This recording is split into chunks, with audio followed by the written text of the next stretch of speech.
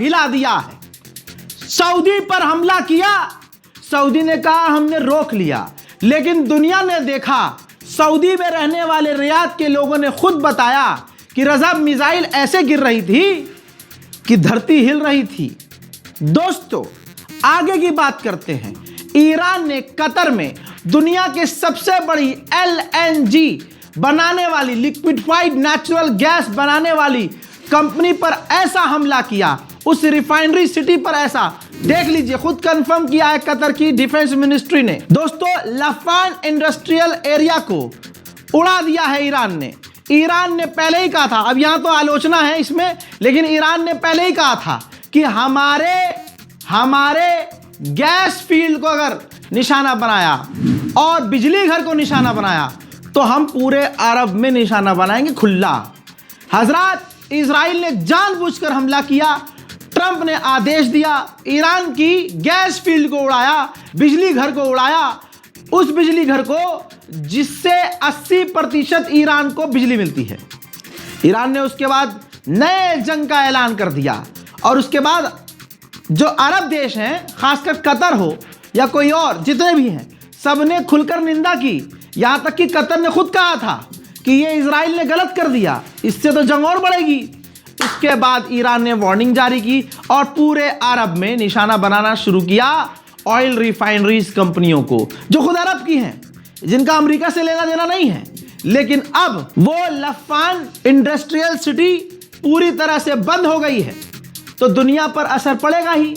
जान लीजिए, जैसे ही ईरान ने यह हमला किया, वैसे ही पूरी दुनिया में तेल के दाम फिर से आसमान की तरफ बढ़ रहे हैं। कतर के लफान ऑयल रिफाइनरी पर जब हमला ईरान ने किया तो मंजर कुछ यूं था।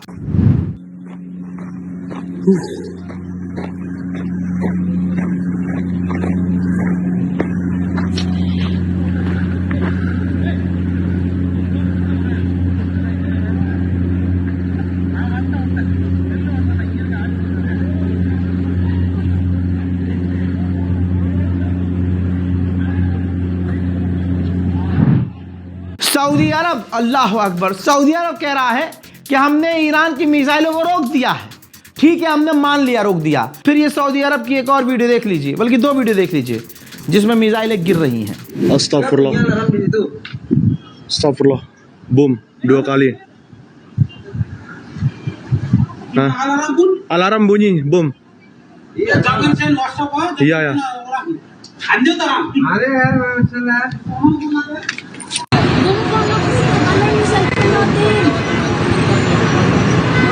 Itu Salsani building.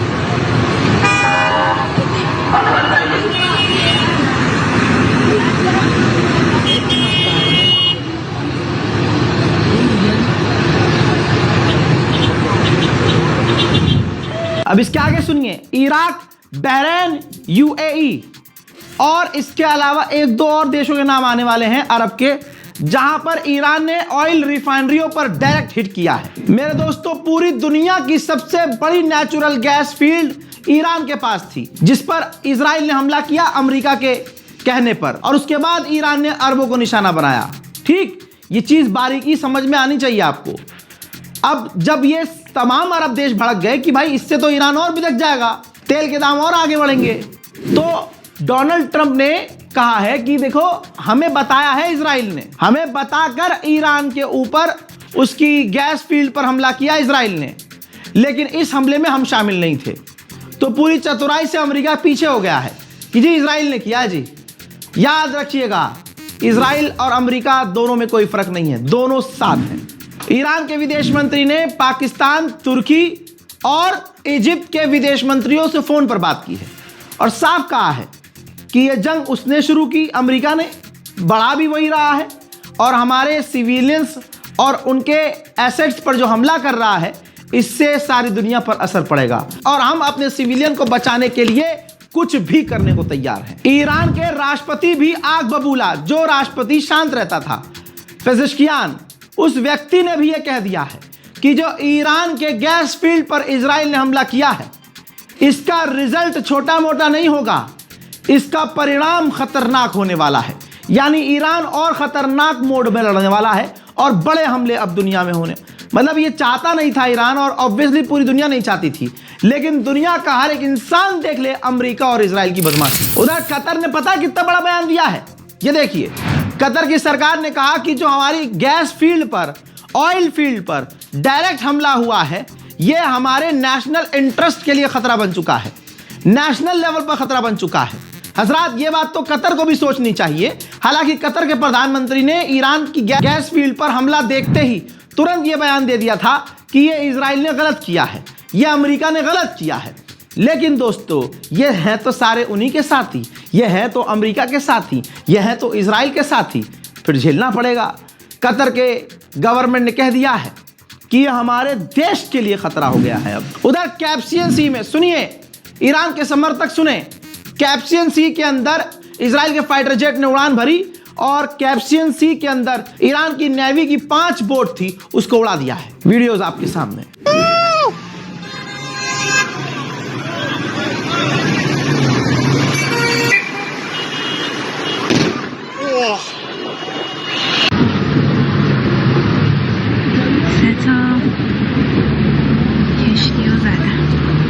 अल्लाह अकबर। उधर ईरान ने कंफर्म किया है कि हमने इजराइल के 2 ड्रोन मार गिराए हैं। हज़रात मोहतरम, जो पुतिन हैं, रूस के राष्ट्रपति, उन्होंने लेटर लिखकर अली लारीजानी की मौत का शोक व्यक्त किया है। पता है अली लारीजानी के आखिरी जुमले क्या थे? सुनो मुसलमानों, ईद बहुत अच्छे से मनाना और ज्यादा अच्छे से मनाना। अली लारीजानी का बयान हम तो लाइव देख रहे थे ना, क्योंकि अपडेट हम सबसे पहले कर रहे थे, तो अपडेट हमारे पास आ भी बहुत बिल्कुल रियल टाइम में रहे थे। अली लारीजानी ने अपने मरने से पहले, जब उन पर हमला नहीं हुआ था, तब तक एक जो लास्ट बयान दिया था, उसमें उन्होंने मुसलमानों को बहुत 3-4 पॉइंट दिए थे, 3-4 बातें कही थी। उसमें आखिरी बात उन्होंने अली लारीजानी ने कहा था कि कोई भी मुस्लिम देश ईरान के साथ खड़ा नहीं है, हम अकेले लड़ रहे हैं।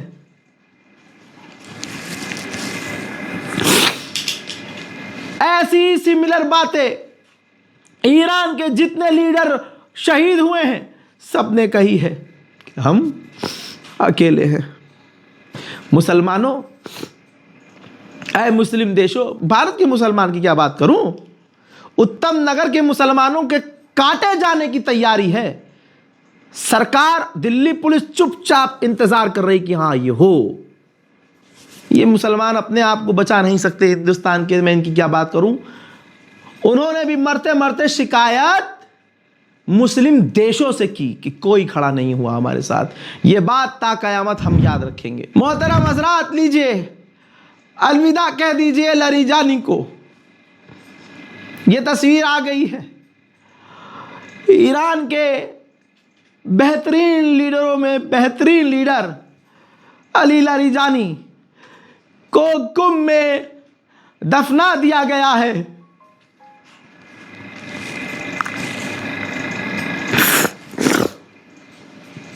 ये जो मरा है ना, शहीद हुआ है, इसके आखिरी जुमले दुनिया याद रखे। तुर्की, सऊदी अरब का बिन सलमान, जिसने ईरान पर हमला करने के लिए ट्रंप को उकसाया। 3 दिन पहले तक ट्रंप को पर्सनल नंबर से फोन किया और कहा कि ईरान पर हमले जारी रखो। यकीन मानना, एक वक्त आएगा, मैं रहूं ना रहूं, मेरी बात याद रखना, एक वक्त यह भी बात खुलेगी कि जब ईरान पर यह वाली जंग हो रही थी तो बिन सलमान नेतन्याहू से भी बात कर रहा था। और यकीन रखना इस बात पर, वक्त आएगा, सच सामने आएगा कि बिन सलमान ने ही कहा होगा कि खामनाई की पूरी रिजीम को एक एक करके मारो। देख लेना तुम। ये जितने भी मुस्लिम देश हैं सब खामोश हैं, और खामोश रहकर इन्होंने पूरा फिलिस्तीन उजड़वा दिया, पूरा गज्जा मिटवा दिया। और अब ये सोच रहे हैं कि चुप रहकर और सिर्फ अपना डिफेंड करके ईरान को मिटा दे। ईरान के लोगों को लेकिन तुम हरा नहीं सकते। ईरानी खून है वो, उनके जिस्म में खून दौड़ता है, गाय का पेशाब नहीं। ईरान की आवाम को तो डरना चाहिए ना कि हमारे टॉप लीडर मारे गए हैं भाई, लेकिन नहीं, ईरान की जनता सड़कों पर है।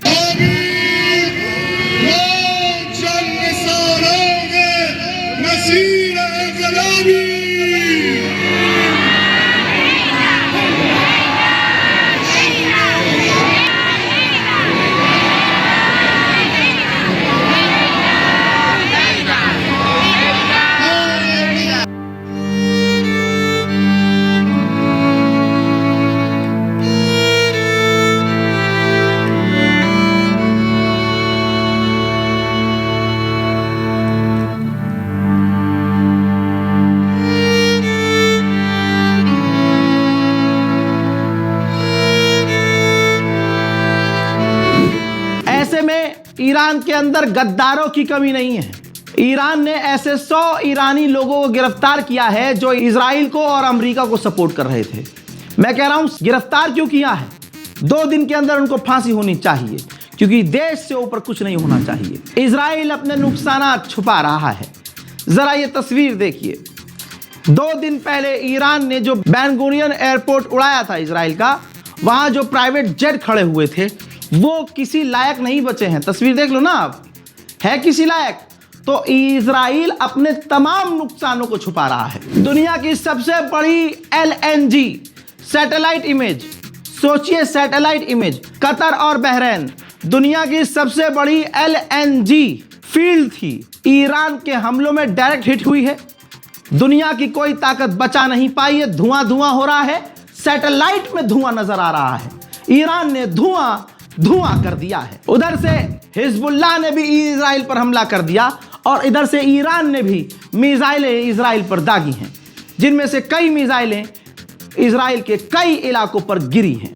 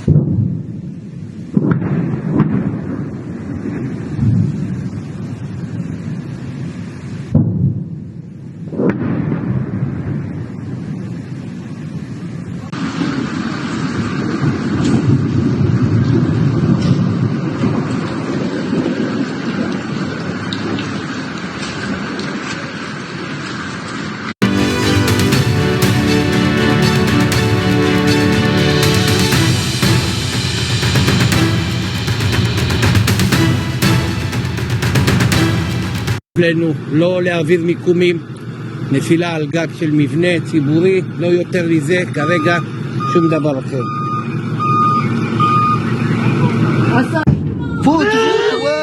فوتوا ولعت حرب.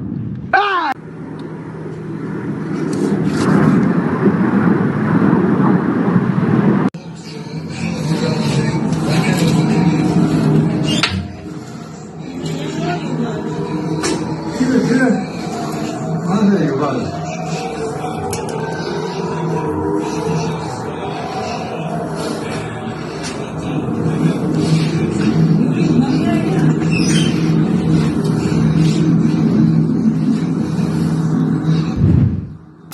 मोहतरम, रूस के डिप्टी प्रधानमंत्री ने कहा है कि हम सामना कर रहे हैं पिछले 40 सालों में सबसे बड़ा ऑयल और गैस क्राइसिस।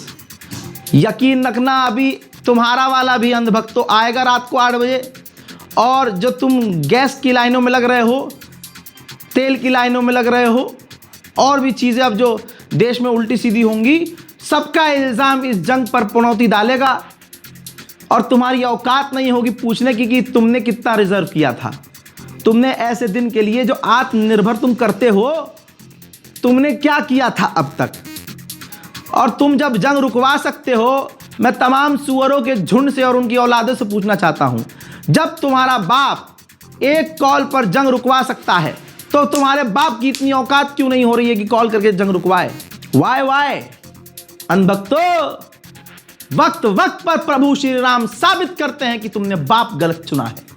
इस रिपोर्ट को शेयर कीजिएगा दोस्तों, दुआओं में याद रखिएगा, ईरान को अपनी दुआओं में भी जरूर याद